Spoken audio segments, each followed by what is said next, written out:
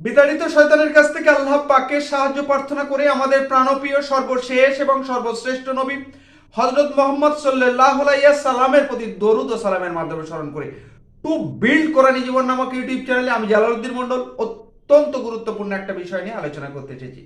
আমি ধারাবাহিকভাবে বিভিন্ন নবীদের নবী কথাকে আমি আপনাদের সামনে উপস্থাপন করছি এবং সেই নবী কথার মাধ্যমে আল্লাহ পাক পবিত্র কোরআন পাকের মধ্যে যে শিক্ষা আমাদের দিতে চেয়েছেন আমি সেই শিক্ষাগুলোকে আপনাদের সামনে শেয়ার করব, উপলব্ধি করব আমার এই সংক্ষিপ্ত জ্ঞানের পরিচয়। আজকে যে নবী হজরত আইয়ুব আলাইহিস সালামের ঘটনা আমি আলোচনা করব। আইয়ুব আলাইহিস সালামের ঘটনা বলতে গিয়ে আমরা অবশ্যই জেনে নিতে হবে ইব্রাহিম আলাইহিস সালামের বংশে আইয়ুব আলাইহিস সালাম জন্মগ্রহণ করেছিলেন এবং তিনি সিরিয়া প্রদেশে বাস করতেন।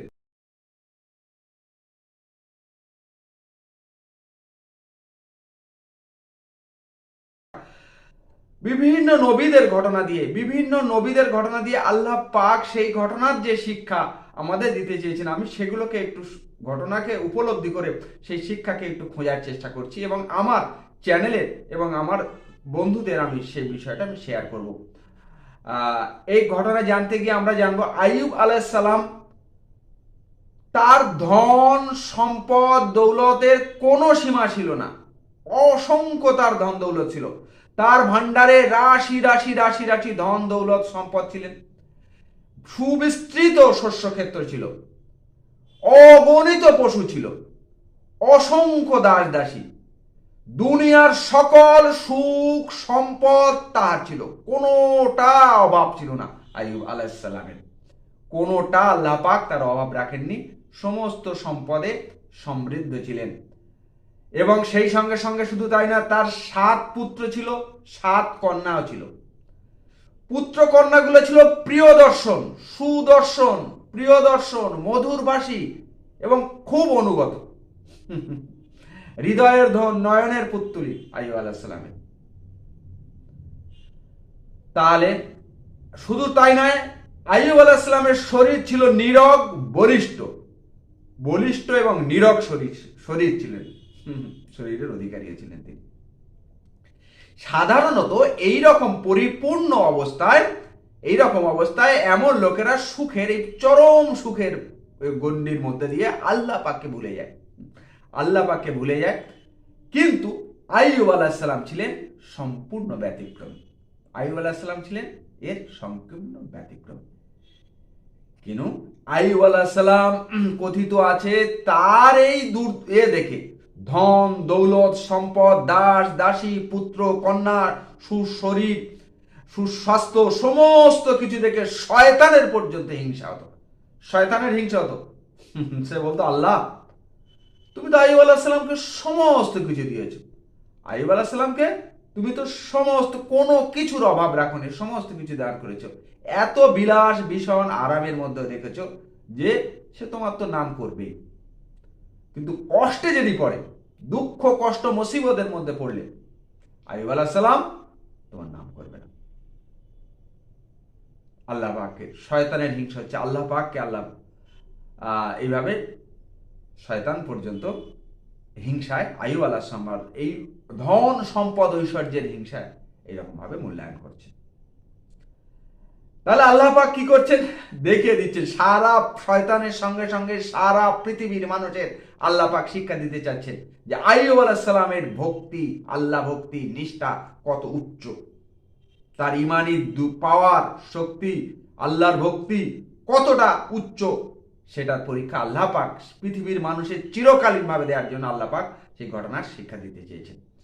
আল্লাহ পাক কি করলেন, এত সুখের পরেও আল্লাহ পাক পূর্ণিমার পরে অমাবস্যার মতো পুরো অন্ধকার নেমে এলো আইয়ুব আলাইহিস সালামের জীবনে, অন্ধকার নেমে এলো, প্রবল ঝড়ে, প্রচন্ড ঝড়ে সমস্ত পশুপাল সব নষ্ট হয়ে গেল, মারা গেল, পশুপাল সব মারা গেল। পশুপালক এসে খবর দিচ্ছে, দুঃসংবাদ দিল যে সমস্ত পশু, অসংখ্য পশুপাল ছিল সব মারা গিয়েছে, নষ্ট হয়ে গেছে। এই দুঃসংবাদ দেওয়ার সঙ্গে সঙ্গে আইয়ুব আলাইহিস সালাম সঙ্গে সঙ্গে বলল আলহামদুলিল্লাহ আলা কুল্লি হালিম। সব অবস্থায় সমস্ত প্রশংসা আল্লাহ পাকের জন্য। আল্লাহ পাকের শুকরিয়া করলেন যে সমস্ত অবস্থায় আল্লাহ পাক যে হালতের মধ্যে আমাকে দিয়েছেন, যে সমস্যার মধ্যে ফেলেছেন, সমস্ত অবস্থায় আল্লাহ পাকের আমি প্রশংসা করছি। আল্লাহ পাক এর মধ্যে হয়তো ভালো রেখেছেন, সেই জন্য আল্লাহ এই প্রশংসা, আলহামদুলিল্লাহ আলা কুল্লে হালিম, সমস্ত সব অবস্থাতে সমস্ত প্রশংসা আল্লাহ পাকের জন্য। একদম কোনো দুঃখ নেই, কোনো কষ্ট নেই, কোনো নেই, সমস্ত প্রশংসা আল্লাহ পাকের, সব অবস্থাতে আল্লাহ পাকের প্রতি প্রশংসা জ্ঞাপন করলেন। আরো একদিন কি হলো, প্রচন্ড বন্যায়, প্রবল বন্যায় তার সমস্ত শস্য ক্ষেত্র, সব শস্য নষ্ট হয়ে গেল। ক্ষেত্রপাল যখন নষ্ট হয়ে গেল, ক্ষেত্রপাল এসে খবর দিয়ে দিলেন, সঙ্গে সঙ্গে একই কথা, আলহামদুলিল্লাহ আলা কুল্লে হালিম, সমস্ত অবস্থাতে সমস্ত প্রশংসা আল্লাহ পাকের, সব অবস্থাতে সব প্রশংসা আল্লাহ পাকের, পরিপূর্ণভাবে এটা জানিয়ে দিলেন। আবার একদিন এসে সমস্ত দস্যু দল এসে এক রাত্রে সব দস্যুরা, প্রচুর দস্যু এসে তার ধন সম্পদ সমস্ত কিছু লুট করে নিয়ে চলে গেলেন। নির্ভীক, নিষ্প্রিয়, আল্লাহ পাকের প্রতি যেমন ভক্তি ছিল সেই ভক্তি তো অটল। সব খবর পাওয়ার পর ওই একই অবস্থা, সমস্ত অবস্থাতে সমস্ত প্রশংসা আল্লাহ পাকের জন্য। এইরকম ভাবে আল্লাহ পাকের প্রতি প্রশংসা, শুকরিয়া জ্ঞাপন করলেন। তারপরে একদিন তার যে পুত্র কন্যা ছিল, সমস্ত পুত্র কন্যা, 7 পুত্র 7 কন্যা, 14 জন পুত্র কন্যা মাদ্রাসাতে পাঠরত ছিল। প্রবল ভূমিকম্পে এসে সেই মাদ্রাসার ছাদ ভেঙে 14 জন পুত্র কন্যা, 7 পুত্র 7 কন্যা, প্রত্যেকে সুদর্শন, প্রিয়দর্শন, মধুরভাষী, অনুগত, তার সমস্ত হৃদয়ের টুকরোগুলো সব 14 জন মারা গেল। 14টা লাশ, 14টা লাশ তার নিকটে সামনে আনলেন। ভাবুন, 14টা পুত্র কন্যার 14টা লাশ তার সামনে এলো, তিনি অটল। আইয়ুব আলাইহিস সালাম সেই একই কথা, আলহামদুলিল্লাহ আলা কুল্লে হালিম, সমস্ত অবস্থাতে সব অবস্থাতে সমস্ত প্রশংসা আল্লাহ পাকের জন্য। এই অবস্থাতে আল্লাহ পাকের প্রতি প্রশংসা জ্ঞাপন করলেন। কোনো দুঃখ নয়, কোনো কষ্ট নয়, কোনো মনে অনুশোচনা নাই, সমস্ত অবস্থাতে আল্লাহ পাকের প্রতি প্রশংসায় অটল রইলেন আইয়ুব আলাইহিস সালাম। সব চলে গেল, ধন সম্পদ, অট্টালিকা, রাজ, ধন দৌলত সম্পদ, সমস্ত শস্য, পশুপাল, সব সম্পদ চলে গেল, এবং প্রাণপ্রিয় জীবনের পুরো প্রিয় সমস্ত পুত্র কন্যাও শেষ হয়ে গেল। আইয়ুব আলাইহিস সালাম অটল রইলেন, অটল রইলেন আল্লাহ পাকের ভক্তিতে। শোকে দুঃখে আইয়ুব আলাইহিস সালাম অটল, পূর্বের মতো আল্লাহর প্রতি আরাধনায় নিমগ্ন হয়ে আছে, আল্লাহর আরাধনায় নিমগ্ন, আল্লাহর প্রশংসায় নিমগ্ন হয়ে আছেন। কোন শোক দুঃখের মধ্যে আল্লাহ তার মধ্যে স্পর্শ করেন, আল্লাহর প্রতি ভক্তি অটল হয়ে গেল। আল্লাহ পাক শিক্ষা দিতে চাচ্ছেন সারা পৃথিবীর মানুষের আইয়ুব আলাইহিস সালামের আল্লাহ ভক্তি, আল্লাহর প্রতি নিষ্ঠা, আল্লাহর প্রতি আনুগত্য শিক্ষা দিলেন। শয়তানও হিংসায় জ্বলে যেতে লাগলো। সে বলল, হে আল্লাহ, আইয়ুব আলাইহিস সালামের সব গিয়েছে, কিন্তু তার শরীর ভালো আছে, সুস্থ শরীর আছে, সেই জন্য তোমার প্রশংসা করছি।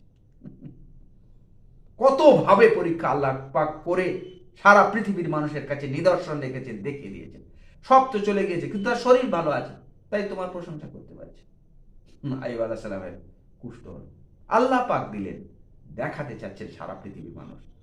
কুষ্ঠ ব্যাধিতে শরীর ছেয়ে গেল, তাতে কি হলো, পোকা হলো, দুর্গন্ধ ছড়াতে লাগলো, সমস্ত গ্রামের মানুষ দুর্গন্ধে অস্থির হয়ে গ্রাম থেকে বের করে দিল, জঙ্গলে চলে গেল, সব তাকে আত্মীয় স্বজন সব ত্যাগ করলো, দূর করে দিল। প্রচন্ড দুর্গন্ধে গ্রামের মানুষ টিকতে পারছে না, গ্রাম থেকে তাকে বের করে দিল। তিনি কোথায় চলে গেলেন, জঙ্গলে চলে গেলেন। সঙ্গে শুধু রইলেন তার স্ত্রী রহমত, তার সঙ্গে রইলেন, সবাই ত্যাগ করলেন। তারপরে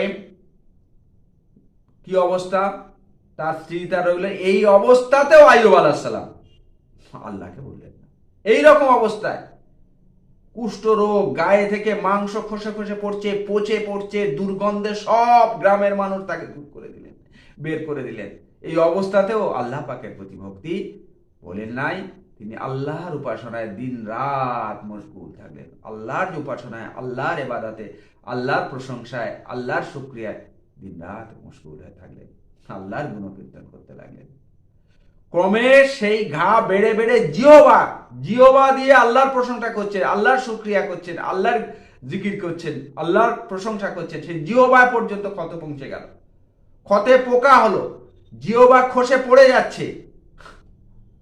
আল্লাহর আর জিহ্বা থেকে আল্লাহর নাম নিতে পারছেন না, আল্লাহর নাম নেয়ার মতো জিহ্বা দিয়ে উচ্চারণ করতে পারছেন না।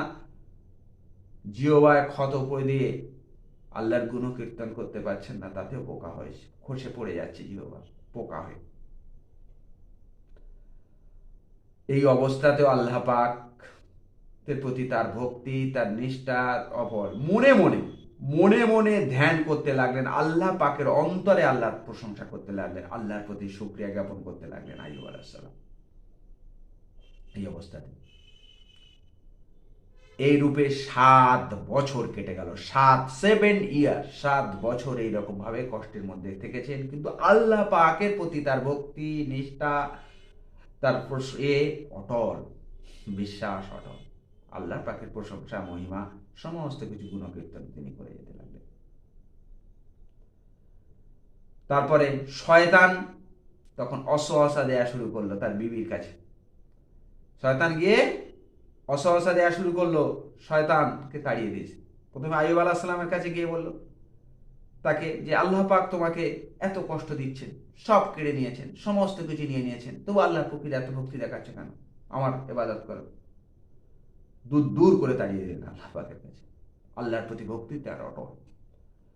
শয়তান তখন তার কাছে না পেরে তার বিবি রহমতের কাছে শয়তান গেল, গিয়ে বলে আইয়ুব আলাইহিস সালামের তো সব ছিল, ধন দৌলত, অর্থ সম্পদ, সমস্ত কিছু, সুস্বাস্থ্য, সব কিছু ছিল, সব চলে গেল, শরীরও ক্ষত হয়ে নিশ্চিহ্ন হয়ে যাচ্ছে, তারপরেও কেন আল্লাহর পাকের ভক্তি? আল্লাহ তো সব কেড়ে নিলেন, আল্লাহ সব নিয়ে এনেছে, তবু আল্লাহকে ইবাদত করছে। আমার ইবাদত করো, আমার কথা শোনো, সব ফেরত পাবে, নিশ্চয় সব আমি ফেরত দিয়ে দেবো, আমার কথা করো।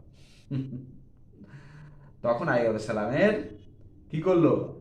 কষ্ট, আইয়ুব আলাইহিস সালামের মনে তখন কষ্ট হলো। এই অবস্থা আইয়ুব আলাইহিস সালামের মনে কষ্ট, আল্লাহ গো, শয়তান এসে আমাকে ধোঁকা দিচ্ছে, আমার ঈমান এই দুর্বলতা এমন জায়গায় এসে গেছে, শয়তান ধোঁকা দেওয়ার সাহস পেল আমাকে।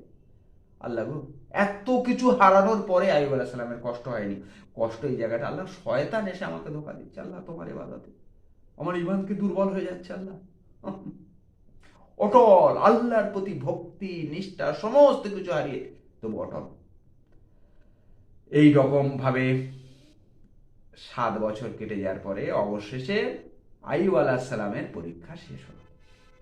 আইয়ুব আলাইহিস সালামের পরীক্ষা শেষ হলো, আল্লাহর হুকুমে আল্লাহ মাটিতে পদাঘাত করলে সেখান থেকে একটা ঝর্ণা বেরোলো, পানির প্রস্রবণ ঝর্ণা বেরোলো।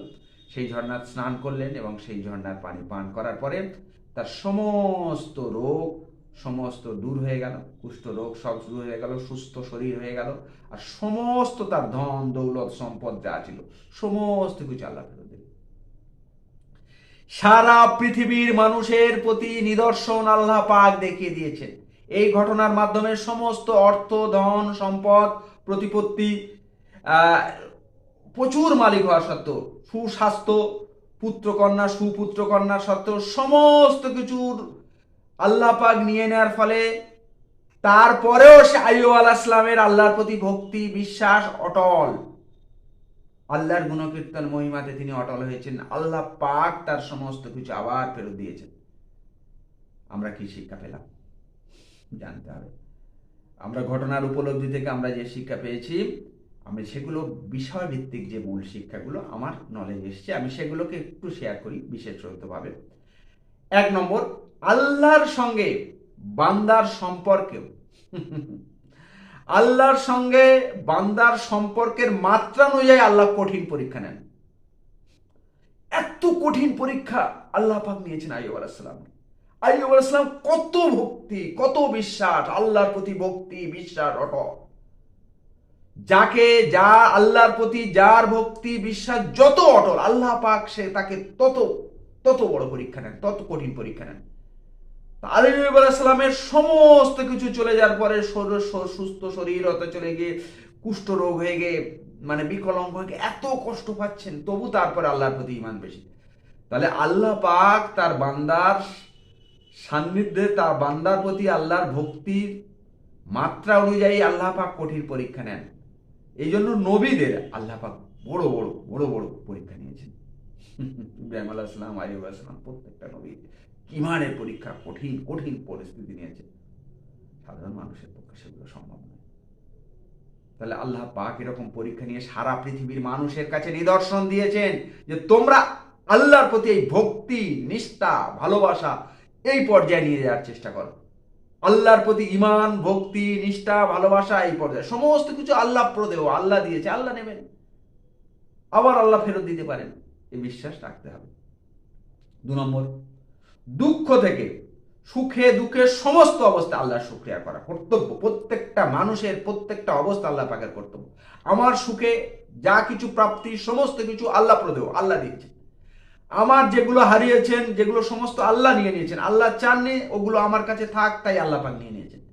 তাই সুখে দুঃখে সমস্ত অবস্থায় আল্লাহর প্রতি শুকরিয়া আদায় করা, আল্লাহর প্রতি কৃতজ্ঞ থাকা, আল্লাহর আনুগত্য করা একান্ত কর্তব্য। প্রত্যেকটা মানুষের সুখে দুঃখে সুখে সমৃদ্ধি সমস্ত কিছু আল্লাহর প্রতি শুকরিয়া করা, কৃতজ্ঞতা প্রকাশ করা, আল্লাহর আনুগত্য করা একান্ত প্রয়োজন। আইয়ুব আলাইহিস সালামের মতো শিক্ষা পেলাম 2 নম্বর। তারপর 3 নম্বর, মানুষের উচিত কোনো অবস্থাতে আল্লাহর রহমত থেকে নিরাশ না হওয়া। কোন অবস্থাতে আইয়ুব আলাইহিস সালামের সমস্ত কিছু চলে গিয়েছেন, সব একের পর সমস্ত শস্যক্ষেত্র, ধন সম্পদ, পশুপাল, তার পুত্র কন্যা, সমস্ত নিজের শরীর, সুস্থতা, সব কিছু আল্লাহ পাক চলে গিয়েছেন, কিন্তু সমস্ত অবস্থাতে কখনো আল্লাহর রহমত থেকে নিরাশ হননি, আল্লাহর প্রতি আনুগত্য হারাননি, আল্লাহর রহমত থেকে নিরাশ হননি। তাই সমস্ত অবস্থাতে আল্লাহর প্রতি আমাদের কি রাখতে হবে? আল্লাহর রহমত, আল্লাহর করুণা, আল্লাহর দোয়ার আশা রাখতে হবে, নিরাশ হওয়া যাবে না। তারপরে 4 নম্বর শিক্ষা, যেটা স্ত্রীর উচিত, প্রত্যেকটা স্ত্রীর উচিত স্বামীকে সর্বদা খিদমতে নিয়োজিত থাকা, সুখে দুঃখে সর্ব অবস্থায় স্বামীর সেবা করা, স্বামীর পাশে থাকা। সবাই ছেড়ে চলে গিয়েছেন, আত্মীয় স্বজন, পাড়া প্রতিবেশী সব ছেড়ে দিয়েছেন, দূর করে দিয়েছেন, তাড়িয়ে দিয়েছেন, কিন্তু তার স্ত্রী রহমত তার সঙ্গে ছিলেন। কুষ্ঠ, বিকলাঙ্গ, দুর্গন্ধ, পচে পচে যাচ্ছে, ভিক্ষা করে এনে তাকে খাইয়ে তার সঙ্গে ছিলেন, তাকে ত্যাগ করে দিচ্ছি। তাই প্রত্যেকটা স্ত্রীর উচিত সর্বদা স্বামীর খেদমতে নিয়োজিত থাকা, স্বামীর সুখে দুঃখে সর্ব অবস্থায় স্বামীর সঙ্গে থাকা। আর কি 5 নম্বর শিক্ষা, শয়তানের ধোঁকা থেকে ঈমানকে দৃঢ় রেখে, শয়তানের ধোঁকা থেকে ঈমানকে দৃঢ় রেখে সব রকমের দুঃখকে বরদাস্ত করে নিতে হবে, তবে জীবন সফল হবে, আল্লাহ পাক সব ফেরত দিতে পারেন। তাই শয়তানের ধোঁকা থেকে সর্বদা আমাদের ঈমানকে, কতভাবে শয়তান আইয়ুব আলাইহিস সালামকে ধোঁকা দিয়েছেন, তার স্ত্রীকে ধোঁকা দিয়েছে, কিন্তু সফল হয়নি। তাই সর্বদা শয়তান আমাদের নানাভাবে আমাদের ধোঁকা দেবে, অসহসা দেবে, ধোঁকা দেবে, আমাদেরকে বিপদগামী করবে, আমাদের আল্লাহর প্রতি ভক্তি নিষ্ঠাকে কলঙ্কিত করার চেষ্টা করবেন। কিন্তু সমস্ত শয়তানের ধোঁকা থেকে আমাদের ঈমানকে দৃঢ় রেখে আইয়ুব আলাইহিস সালামের মতো আমাদের ঈমানকে দৃঢ় রাখতে হবে, আল্লাহর প্রতি ভক্তি নিষ্ঠা অসল রাখতে হবে। আল্লাহ পাক আইয়ুব আলাইহিস সালামের এই ঘটনার মাধ্যমে সারা বিশ্ববাসীকে যে শিক্ষা দিতে চেয়েছেন, সেগুলো যেন আমরা প্রত্যেকে আমাদের জীবনে পালন করতে পারি, এই আশা রেখে, আর পৃথিবীর সমস্ত মানুষের কাছে এই বার্তাকে পৌঁছে দেওয়ার জন্য এই সমস্ত ভিডিওকে শেয়ার, সাবস্ক্রাইব করার অনুরোধ রেখে আমি শেষ